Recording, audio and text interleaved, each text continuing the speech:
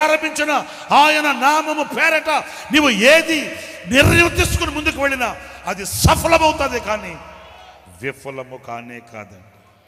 నేను ఎప్పుడో చాలా నాళ్ళ క్రితం విన్నా, కోల్గేట్ టూత్ పేస్ట్ ఉంది కదా, కోల్గేట్ టూత్ పేస్ట్ ఆయన మొట్టమొదటంట వేప పుల్లలు అమ్ముకునేవాడంటే, వేప పుల్లలు రైల్వే స్టేషన్లో. సఫలమవును అనే మాట చెప్తున్నానండి. వేప పుల్లలు, వేప పుల్ల అంటే ఎంత, దాని బొతుకెంత? ఆ వేప పుల్లలు మట్టంగా నరికి రైల్వే స్టేషన్లో కూర్చొని ఆ 10 రూపాయలు సంపాదించుకొని ఆ తర్వాత ఒక ప్రార్థనా మందిరం దగ్గరకు వెళ్ళి రాత్రులు పడుకునేవాడంట. ఆ మందిరంలో వాళ్ళు అడిగారంట, అబ్బాయి ఏంటి నువ్వు రోజు వచ్చి ఇక్కడ పడుకుంటున్నావు, నువ్వేం చేస్తావు, ఎక్కడోడివి ఏంటంటే, అమ్మా నా పరిస్థితి ఇది, నాకెవరు లేరు, ఇది రైల్వే స్టేషన్లో వేప పుల్లలు అమ్ముకుంటాను. అలాగని మరి ఎక్కడ తింటావు? అదిగా ప్లాట్ఫామ్లో 2 రూపాయలకి భోజనం పెడతారండి, ఆ ప్లాట్ఫామ్ మీద అది తినేసి వస్తాను, ఇక్కడ పడుకుంటున్నాను మందిరంలో అట్లా. అప్పుడు ఆ మందిరం వాళ్ళు అన్నారంట, ఓ పని చేయి, 2 రూపాయలకి అక్కడెక్కడో ప్లాట్ఫామ్ మీద తినడం ఎందుకులే కానీ రోజు వచ్చి మేమే అంత అన్నం పెడతాం, తిని పడుకో అని వాళ్ళు దయదలిచారంట. ఎందుకు? అతని భక్తిని చూసి. ఇప్పుడు అందరికీ మనం వచ్చిన వాళ్ళందరికీ అన్నం పెట్టాడో పడుకో అంటే ఇది జనరల్ హాస్పిటల్ అయిపోతుంది. అతని భక్తిని చూసి, ఇది అంతరాత్రిలో అతను లేచి నిలువు మోకాలు వేసి ప్రార్థన చేసుకోవడం, ఒంటరిగా కన్నీళ్లు గార్చి ప్రార్థన చేసుకోవడం, అర్థమవుతుందా? సేవకులను చూసి మర్యాదగా ఇవన్నీ చూసి ఈ అబ్బాయి ఎవరు భక్తి కలిగినోడు ఉన్నట్టున్నాడు ఏంటి అని ఆరాలు తీస్తే, అతను చెప్పిన మాటను బట్టి అతని మీద దయదలిచి వాళ్ళు అక్కడక్కడ తినబాకలేని ఆయన ఎందుకు, ఆ ముద్ద మేమే పెడతాం, తిని పడుకో, అట్లాగే నువ్వు ఆ పొలాలు అమ్ముకునే వ్యాపారం చేసుకో అని ఆ మందిరంలో వాళ్ళు పెట్టి అంత అన్నం తిని రైల్వే స్టేషన్కి వెళ్ళి పొలాలు అమ్ముకునేవాడు. పండ్ల పొడి మీరు అతని చరిత్ర చదవండి. పండ్ల పొడి ఏది? పళ్ళ పొడి తయారు చేసి, ముగ్గుతో పళ్ళ పొడి తయారు చేసి ప్యాకెట్లు చేసి అమ్మడం ప్రారంభించాడంట. రూపాయిలో కూడా నమ్మకంగా దేవుని ఇంట్లో తింటున్నాను నేను అని, 1 రూపాయిలో కూడా అతడు నమ్మకంగా దశంభాగము కానుకని తీసుకెళ్ళి ఆ మందిరంలో ఇచ్చేవాడంట. అతని నమ్మకాన్ని చూసి వాళ్ళు, అయ్యో పాపం, దేవుని యందు నమ్మకస్తుడు, యథార్థవంతుడు, భక్తి కలిగిన వాడు, ఎప్పుడు చూసినా మోకరించి ప్రార్థన చేసుకుంటుంటాడు అని వాళ్ళు ఆదరించారు, చేరదీశారు.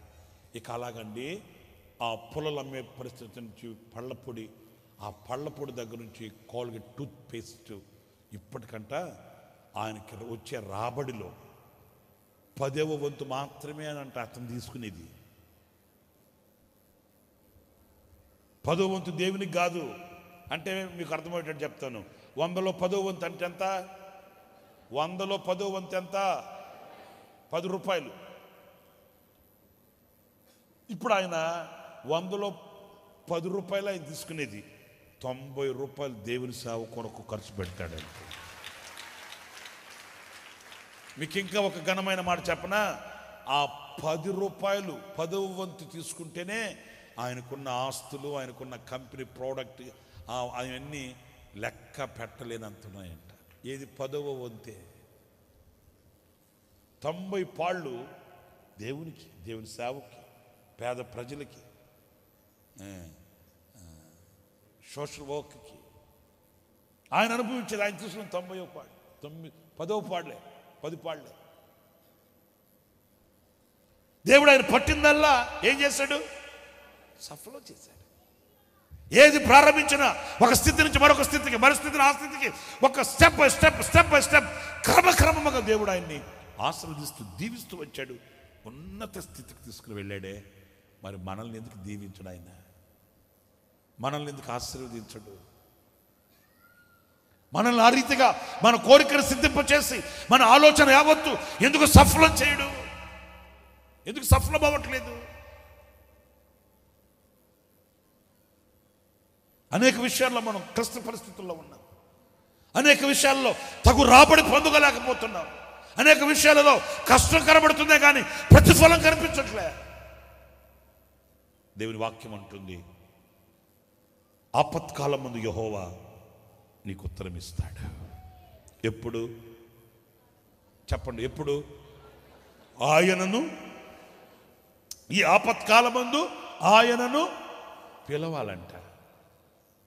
ఈ ఆపత్కాలమందు ఆయనకు మొరపెట్టుకోవాలంట. అప్పుడు ఆయన తన పరిశుద్ధ స్థలములో నుండి నీకు సహాయం చేస్తాడు. సియోనులో నుండి ఆయన నిన్ను ఆదుకుంటాడు. రెండవది ఏంటంట?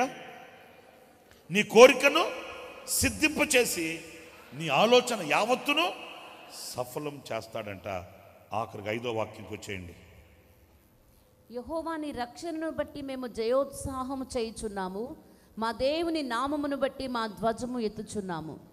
నీ ప్రార్థనలన్నీ యెహోవా సఫలపరచునుగాక. ఆమేన్. నీ ఆపత్కాల ముందు నువ్వు ఆయన పిలిచి ఆయనకు మొరపెట్టుకుంటే నీ ప్రార్థనలన్నీ, నీ కోరికే కాదు, నీ ఆలోచనే కాదు, నీ ప్రార్థనలన్నీ ఆయన సఫలం చేస్తాడు. దేవుడు ఆ రీతిగా మీ కార్యములను సఫలం చేయునుగాక. సియోనులో నుండి ఆయన మిమ్మల్ని ఆదుకొనుగాక. ఉన్నత స్థలమునందుండి ఆయన మీకు ఉత్తరం ఇచ్చునుగాక. నా దేవుడు మిమ్మల్ని సాక్షిగా నిలబెట్టునుగాక.